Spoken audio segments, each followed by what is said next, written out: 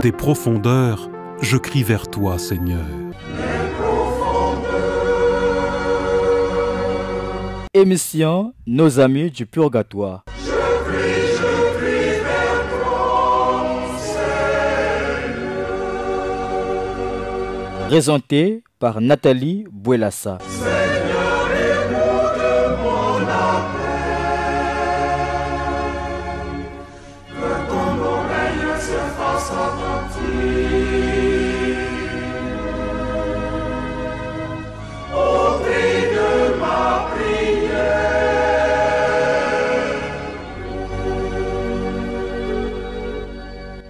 Fidèles auditeurs de Radio Maria, bonsoir. L'Église a toujours dit que l'on peut aider les âmes des défunts par la prière, par l'offrande des sacrifices, par la Sainte Messe ou encore par l'aumône. Le carême est l'occasion de se rappeler de la dépendance radicale à Dieu. Si nous avons besoin de sa grâce, les autres, y compris les défunts, en ont aussi besoin. Chers frères et sœurs, au microphone, vous avez Nathalie Bouelassa et à la réalisation, notre frère Ghislain Egouya. Nous poursuivons notre émission avec le thème sur le carême que nous avons commencé depuis le mercredi des cendres. Et aujourd'hui, je vous propose comme thème la prière pour les défunts. La parole de Dieu se trouve dans l'Évangile selon Saint Jean, chapitre 13, versets 34 à 35. Je vous donne un commandement nouveau. Aimez-vous les uns les autres. Comme je vous ai aimé, vous aussi aimez-vous les uns les autres. À ceci, tous reconnaîtront que vous êtes mes disciples, si vous avez de l'amour les uns pour les autres. Baya ya luzolo, betke na kulanda thème ya beto, ya carême, na émission Nos amis du purgatoire, et bubia betke na kuzonzila, musambu samu na bampangi ya beto ina mebika, luzingu ya ntoto yai. Betmeza bati nantangu ya carême, l'église ke na kulomba na beto, na kusambila, na kujeûner, na kukabula. Ni yina bake bokilaka les trois piliers du carême. Et comme ya kentangu ya musambu, ya ntangu nyonso, l'église ke na kuzonza na beto ti, mutindu betke na nsatu ya bweso ya nzambi, surtout na ntangu ya carême na beto fana kubalula luzingu ya beto, bantima ya beto, bampangi ya beto ina mekufwa, ba umpe ke na nsatu ya bagrase yina. E na yina balenda kusala dia kataki mamosi vesam na ba mosi, bake na kuvingila ni misambu ya beto. Ni yawi na bayaya. Nantangu ya carême, mutindu mu bandaka kuzonza yao depuis début ya carême, beto salangolo na musambu, samu na beto mosi kakave, kasi beto zimba na ve, bampangi ya beto ina mebika luzingu ya ntoto yai. C'est ainsi, chers frères et sœurs, que je m'en vais vous proposer le témoignage de ce soir, pour illustrer l'importance de la prière pour les défunts. Sylvie et Franck racontent comment leur vie a complètement changé après avoir rencontré Dieu. Ils ont aussi découvert la puissance de la prière pour les âmes du purgatoire. C'est Sylvie qui parle. Je suis issue d'une famille catholique pratiquante et je me suis éloignée de la foi dans l'adolescence. Je me posais beaucoup de questions et j'espérais que Dieu existe, mais j'avais des doutes. J'avais fait de mauvais choix. Je travaillais dans un service de cancérologie digestive. dans lequel nous recevions beaucoup de personnes en fin de vie. J'étais touchée par un homme jeune qui allait mourir et qui n'était pas en paix. Je me suis dit, Jésus, si tu existes vraiment, et si je meurs maintenant, je ne serai pas en paix moi aussi. Cet homme est mort quelque temps après, et j'y repensais souvent. Je pensais aussi au sens de ma vie, et régulièrement à toutes les personnes décédées. Quelques mois plus tard, cet homme m'est apparu en songe et il me demandait de l'aide car il était dans une grande souffrance. Ce songe s'est répété plusieurs fois et j'étais très touchée. Je me disais qu'il n'était pas possible que ce soit mon imagination, mais plutôt une âme du purgatoire. En ayant très peur que l'on me prenne pour une folle, j'en ai parlé à une amie. Celle-ci m'a confirmé qu'il s'agissait bien d'un défunt qui, par la permission de Dieu, me demandait de l'aide et avait besoin de prière. J'ai promis de faire célébrer une messe à son intention et le soir même, je l'ai revu en songe. Bayaya, témoignage ya ike na kuzonzila beto Sylvina Frank, ina vandi sambila kajaka ve, bavandi kuenda diave na inzo ya nzambi. Kasi awani Sylvie na kuzonza, ti yani na kuzola kuzabisa betu wapu mutindu, luzingu ya yandi me changer. Nantangwi na yanme kubwaba na nzambi. Yanme kubwaba na nzambi à travers musambu ya bilunzi ya purgatoire. Yan vandaka na dikanda ya katolike. Yina vandi sambi la mingi.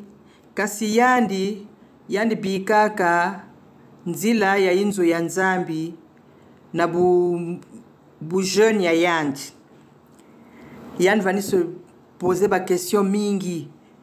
Yan vani ku se demander kana nzambi kele, yan vanda kana ba doute et yan mepika nzila ya kusambila.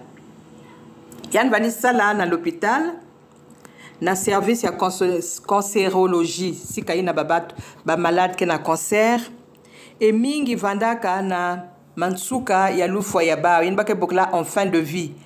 Yanke na l'hôpital ba mezabati yanke zinga diaka mingi ve e bake na ku accompagner yan sam na ku préparer yandi na tangu ya lufwa ni kuna yan bwabanaka ntwenya mosi ina vandime kuma na tangu ya lufwa kasi yan vandaka na kizunu ve ni kuna yandi mpe infirmière ke ku zonza na kati ya time ya yandi mfumu Yesu kana yacheleka ngekele moyo kana mukufa na ntangu yaye munu mpeke vanda ve na kizunu mutindu ntwenya yaye samti mumezaba luzingu ya munu mutindu yakele ntwenya yango mekufwa et infirmière in vandi penser souvent na yandi na ba mbevo ya kakaina kufwaka Bayaya betke lomba mwanzimbu na ya Gislin avant de continuer émission ya beto. Prière toute profonde d'une église, je la vise, il m'avise, se laisser irradier. Priez pour comprendre les larmes, pour déposer les armes et retrouver la paix. Priez, découvrir un passage, dessiner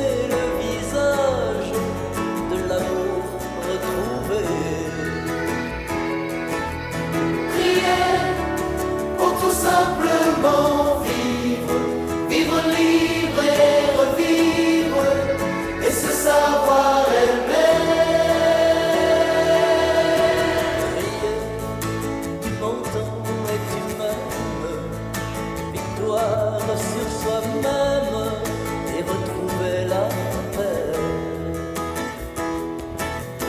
Prier, accueillir la colombe, espérer en ce monde et puis s'abandonner. Prier, habiter un silence et cette joie immense de t'avoir rencontré. Fidèles auditeurs, nous poursuivons notre émission Nos Amis du Purgatoire avec le thème que je vous propose ce soir sur la prière pour les défunts.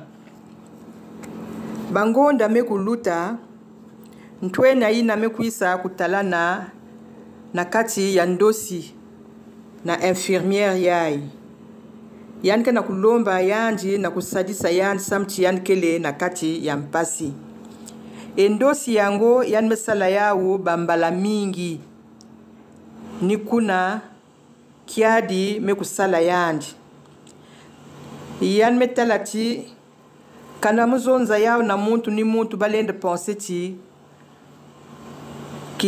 bilunzi ya munu ke dia kambo TV ni kuna anme kusola ndikumosi yina anme kuzabisa bandosi nan vandisala samuna ntwenya yina ni kuna mpangi na mezonza na yandi ti yakele kilunzi ya purgatoire kena kusosa lusalusu nange Nzambi mepesa yandi muswa ya kutalana nange ni yawi na anme kuisa kulomba nge lusalusu yanke na nsatu ya misambu yandi me kunjima infirmière menjima kulomba lumeza samna kuilunzi yina e kaka na mpipa yina yan mesala diaka ndosi yango yan metala diaka ntwenya yina na kati ya ndosi. Il était dans une joie indescriptible et il me remerciait.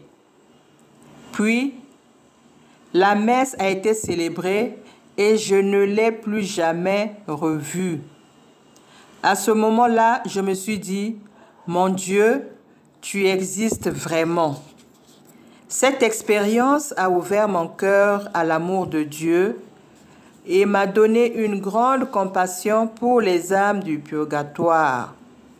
Je suis retournée à la messe et j'ai recommencé à prier. Betke nakuwa bayaya. Bandosi na vanda kuvutuka ka antangu nyonso. Nikuna infirmière melomba na mpangi na vandi sambila kampe. Yan me kuzabisa yan bandosi nan vandi sala. Mpangi mezonza na yanti yake kilunzi ya purgatoire ke na nsatu ya misambu. Nzambi mepesa yandi muswa na kuisa kutalana nange. Ni yawi na ngeke na kulota yandi. Yanke na nsatu ya misambi, musambu, lombi la yandi, lumeza. Infirmière mendima kulomba, lumeza. E na mpipa ina, yan metala diaka ntwenya yango na kati ya ndosi. Yan vandaka na kilengi, yan vandi futula matondo. Kuna lumeza ba vanda na bunu ba lomba, kasi yan mekuisa kuvutula deja matondo. Ba mesala lumeza, e na manima ntwenya yango vutukaka diaka ve na bandosi. Ni kuna infirmière mekutala, yan mekutala na kati ya time yanti ya cheleka, Nzambi ngekele moyo. Yanke na kuzonza ti experience ya ime kufungula yandi tima na luzolo ya Nzambi. E yame pesa yandi kiadi mingi samu na bilunzi ya bampangi ya beto ina kena kuyaula na boloko ya purgatoire. Ni kuna yan bakaka mukanu ya kuvutuka na la messe e na kubandadiaka kusambila. Bayaya. Témoignage yayi. Yafana kupesa beto mayela. Beto mutke ve na lubambu ya bampangi na mekufwa. Beto mutke pense ke ve na kunata bana misambo. Ntangu ya kaka na bandosi yina betke kudzwa. Discernement ke na kumonke beto. Na ba enseignement ya bilunzi ya purgatoire bakezonza kanangeke na kulota muntu ya kufwa to bantu ya kufwa kutala boma ve yakele ni misambu bake na kulomba muntu ya kufwa lenda kutalana na muntu ya moyo ve kana nzambi mekupesa yandi muswa ve e kana kilunzi ya purgatoire mekutalana na kimona meso to na ndosi seke yanike na kima ina yanike na kuvingila na nge yake vandaka toujours na message ata yani mekuzonza ve bambuka moyo na kunata yandi na musambu na kulombila yandi lumeza kima ina bake sosaka na beto kaka ni musambu ya kaka yikeleve samtini misambu ya beto ke basi sabau na boloko yina mekana betke na kuzimba na bau betke na kupense ve na kunata bau na musambu betke na kulombi la bau ba mese ve bayaya yake mpasi mingi beto zimba na veti bubu ya ini bau mutke na kutala mpasi ya purgatoire beto mpe kilumbu nzambi ke bokila beto kana beto kwenda na boloko yina yake vwanda mpasi e kana yai betke tete moyo betke na kupense na ba uve beto mpe na manima ya lufo ya beto bampangi ke kuzimba na beto bubi yai kana ngeke na kulombi la ve ba mes samna ba mama batata bakoko yange na kwendaka ngempe na tour yange bayina ke bikana na bikanda yange bake zimba nange yake luzolo ya nzambi nzambi mutume zola ti beto vanda liye na yina bake bukilaka la communion des saints beto mutuke tete moi na ba mume kwenda beto fana kuvwanda kintuaji dakati ya luzolo e luzolo yango ke kutalana nina lumeza nina misambu ba sacrifice betke sala samu na bau samti bambala mingi betke zimbanaka bau tangu nyosu muke zonza yao kana nzambi fungula beto meso na kutala mambu inakenda kuluta na boloko ya purgatoire beto mingi zola changer luzingu ya beto beto mingi zola vanda na compassion samu na bau ils ne peuvent plus rien faire pour eux et ne comptent que sur nos prières, sur notre intercession. Mais kanabet me kuzimba na bau yake kiadi mingi e yake nyongi saka bau mingi na sika in bakele bake penser yai ni muntu vandi zola munu yai ni muntu mu vandi zolaka yai ni baba na ina mebike la ba héritage me bake na kuzimba na munu na misambu bayaya betke vutuka diaka na manima ya talatala samu na mwanzimbu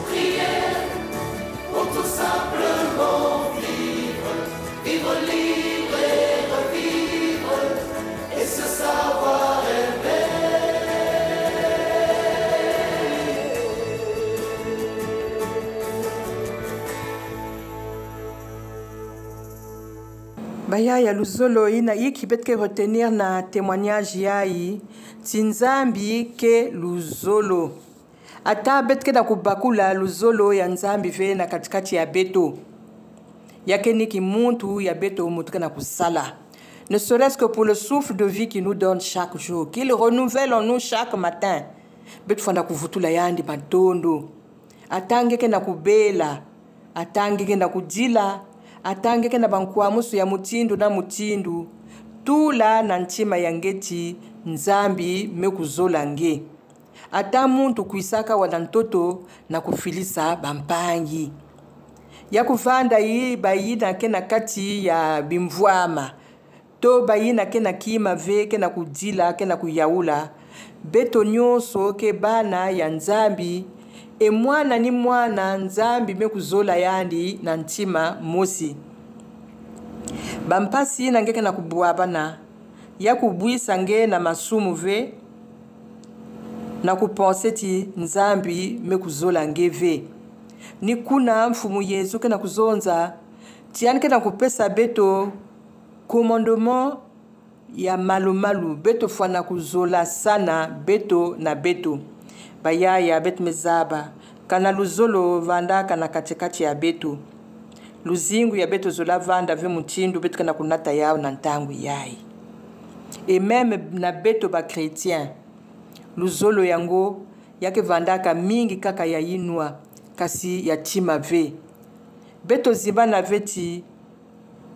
Au soir de notre vie, nous serons jugés sur l'amour. L'amour du prochain.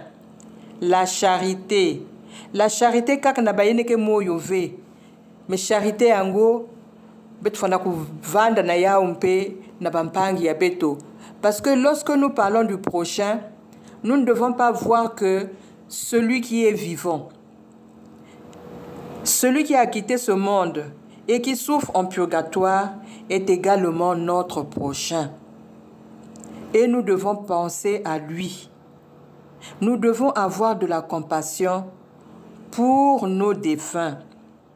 Ils comptent sur nous, ils ont besoin de nos prières, ils ont besoin de nos jeûnes, ils ont besoin de nos aumônes, ils ont besoin de nos sacrifices. Bref, tout ce que nous pouvons faire comme œuvre de piété pour les délivrer de la prison du purgatoire.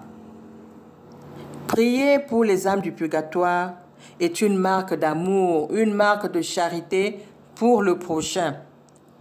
Yake mbote na kuzola mpangi yange mutindu mfumu Yesu kena kulomba na beto kasi kuzima na veti mpangi yange mpeni mpangi na kena kutala mpasi na boloko ya purgatoire. Kana luzolo ikele kilengi ke vanda na katikati ya beto. E nyonso ina betke sala sam na bao na kubasisa bao na boloko yina bake zimba na ya uve. Na ntangu ina bake basika na boloko yina bake vanda banzonzi ya beto na sika ya nzambi. E yina bake tetempe na kati ya boloko yina musambu ya ba usam na beto nzambi ke kuwaka yao. Samuti musambu ya beto, leur prière est plus pure que la nôtre puisqu'ils ne peuvent plus pécher. Mais beto betlen sala musambu ike na kubasika na inu anantima beto na kupense mambo ya kaka. Ni yawina bake sonza na beto les saintes âmes du purgatoire. Elles ne sont pas encore pures, mais elles ont déjà un degré de sainteté. Puisque balenda kwenda diaka na enfer ve nzila ina mebikana na bao kaka ni ya kukwenda na zulu. Ni kuna bayaya kanangeme kubakula importance ya musambu sam na bilunzi ya purgatoire yake bweso sam nange samti na musambu yina na apostola yini ngeke sala sam na bawu ngeke zaba kujwa bweso na meso ya nzambi. Nzambi ke zolaka bayina ke sambidilaka bilunzi ya purgatoire. Dieu est capable de les sauver tout seul, mais il a voulu notre contribution pour la délivrance des âmes du purgatoire. Non pas parce qu'il est incapable de le faire, mais pour qu'il y ait ce lien qui constitue la communion des saints. Betke sambila sam na bao ke sambila sam na beto, bayina mekota na paradigme pe ke sambila sam na beto. ni luzolo ina fana kucirculer entre beto e yake na kulakisa kidimbu ya présence ya nzambi na katikati ya beto. Petke na kutala na témoignage ya mama ya ivandi sambila kadiaka vi. Nina kisalu ya yandi anke buaba na ntwenya yai. Yina ke kufwa, samti anvanaka na kimbevo. Ina manima ina anke lota yandi anke se demande samna iki mga na kulota ka yandi. Surtout quand c'est des songes qui reviennent fréquemment. Nous ne devons pas les négliger. Il y a quelque chose. Demandons le discernement à Dieu. Kana betka na kulota ka mingi muntu ya kufwa to bantu ya kufwa. Betu fana kubakulati bake na kima bake na kuvingila na beto. Bake na kima bake na nsatu ya kulomba na beto. Betu lomba na bayina me ke na devotion yina to na bamipelo. Bake zaba kubangula beto bandosi na pour betu zaba na manima yiki betu lenda kusala. Mais de façon générale, qui mabake kuza lomba kaka ni musambu. Kizunu na kati ya dikanda balenda mpe kukwisa kupesa betu pa conseil. Pour que betu vanda na nzila ya nzambi. Ni ya wina mama yayi na manima ya bandosi nan vanisa lantangu nyoso yanme lomba na mpangi yiki yake zola kuzonza. Mpangi bezonza na yanti yake kilunzi ya purgatoire yina nzambi mepesa muswa na kuisa kutalana na nge. Bake talanaka ya mpamba ve, même na kati ya ndosi. Il y a toujours un message à transmettre. Il y a toujours une attente de leur part. Bake na kuvingila, nge sambila, nge jeûner, nge kabula, nge kuviluka conversion ya ngempe yake ede yandi. Yalen vwanda mpasi ni anike da kutala anike da kufuta samna disumu yai yanlen kuisa kutala nge mpenge sala ngolo na kubika disumu yina puko yandi an kujwa ngolo ya kubasika na boloko yina ya purgatoire ni yawi na bayaya karem kana kukwenda kasi beto kulemba ve na kusambila na kujeûner na kukabula samda mampangi, mais surtout pour les âmes du purgatoire, parce que bantu mingi ve me kuzaba baou, bantu mingi ve ke sambidila ka baou. Ni yawi na bake baou mingi, me bantu ya ku interceder sam na baou ke fioti. E bampasi mpe ke mingi ni kuna ntangu nyoso bake lombaka na beto kunata baou na musambu, sam na kukatula baou na mpasi yina. Bubu yai ni baou, mbasi ni beto. Betke na kulenda vyo kusuporte ba mpasi ya ntoto yai. Me beto zimba na veti mpasi ya purgatoire me kulutila mpasi ni mpasi na bet lenda kubuaba na awa na ntoto. Il n'y a pas une souffrance plus dure que celle du purgatoire. Yin betke buaba naka wa na ntoto ke fioti. Ya purgatoire me kulutila. Ni kuna baya ya émission ya beto ya bubi ya yina bet mezonzila musambu samna bilunzi ya purgatoire surtout na ntangu ya carême mekumanisa matondo na beno nyonso mekulanda munu vwandaka na beno kintwadi Nathalie Bwelasa e na manema ya talatala mekuvanda ya Gisela pesa bao kizunu mfumu nzambi na sika ina kensemo ya seko. Donne-leur, Seigneur, le repos éternel et que brille à leurs yeux la lumière sans déclin. Amen. Des profondeurs, je crie vers toi, Seigneur. C'était l'émission Nos Amis du Purgatoire.